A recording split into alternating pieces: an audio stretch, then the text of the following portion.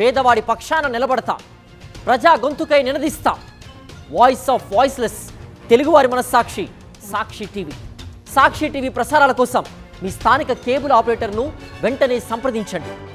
భారత రాజ్యాంగం కల్పించిన ప్రత్యేక అధికారాల మేరకు రాష్ట్రపతి 4 ప్రముఖుల్ని రాజ్యసభకు నామినేట్ చేశారు. ఐఎఫ్ఎస్ అధికారి నుంచి చరిత్ర పరిశోధకురాలి వరకు, న్యాయ నిపుణుడి నుంచి సామాజిక సేవకుని దాకా ఈ 4 నేతలు భిన్న రంగాల్లో గొప్ప కృషి చేసిన వారే. వారి ప్రొఫైల్ ఇప్పుడు చూద్దాం. భారత రాజ్యాంగంలోని ఆర్టికల్ 80 ప్రకారం రాష్ట్రపతి రాజ్యసభకు ప్రత్యేకంగా 12 మందిని నామినేట్ చేసే అధికారం ఉంటుంది. అందులో భాగంగా రాష్ట్రపతి ద్రౌపది ముర్ము 4 ప్రముఖులను రాజ్యసభకు నియమించారు. వీరిలో ఉజ్వల్ నికం ప్రముఖ న్యాయవాది. 26/11 ముంబై ఉగ్రదాడి కేసును వాదించారు. ప్రధాన పబ్లిక్ ప్రాసిక్యూటర్గా ఆయన సమర్థవంతమైన ఈ కేసులో వాదనలు వినిపించారు.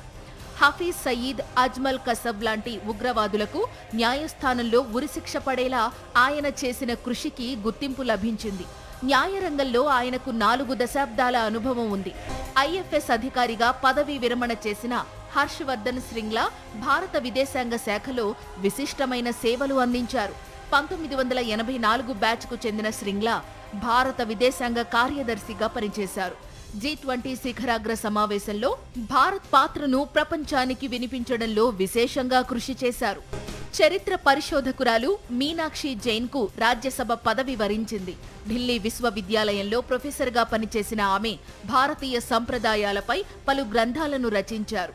వాస్తవిక చరిత్రకు వేదిక కల్పించే ప్రయత్నంలో ఆమె నిరంతరాయంగా పనిచేశారు. కేరళలో పాఠశాల ఉపాధ్యాయుడిగా జీవితాన్ని ప్రారంభించిన సి సదానందన్ మాస్టర్ సామాజిక సేవలో గడిపారు.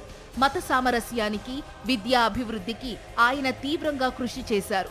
సాధారణ ఉపాధ్యాయుడిగా జీవితాన్ని ప్రారంభించిన ఆయనంటే కేరళ ప్రజలకు ఎంతో గౌరవం.